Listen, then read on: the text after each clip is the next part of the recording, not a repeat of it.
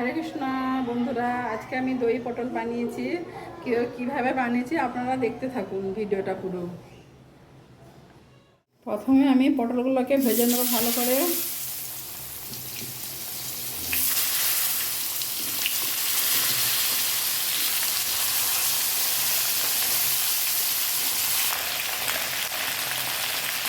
পটল ভাজার জন্য আমি লবণ দিয়ে দেবো,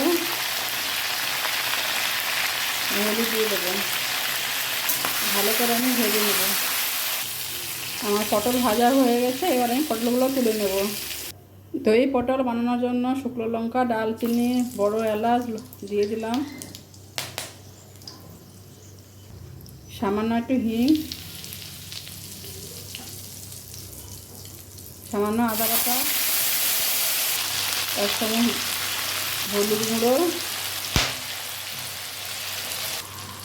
এখানে বাদাম বেটে রেখেছিলাম দিয়ে দেবো,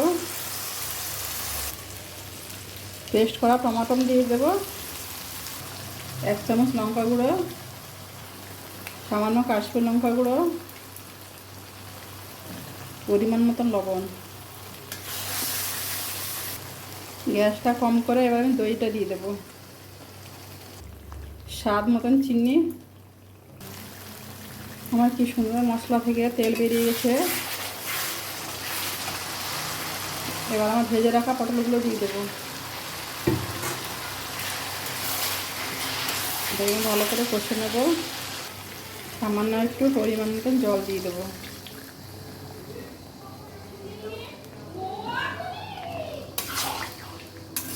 এটাকে আমি একটু ফুটিয়ে নেব। দেখুন আমার দই পটল রেডি হয়ে গেছে।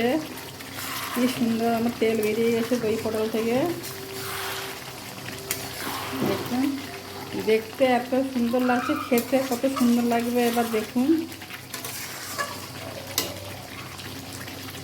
আমার দই পটল ভালো লাগলে আপনারা লাইক, শেয়ার, কমেন্ট এবং ফলো করে দেবেন।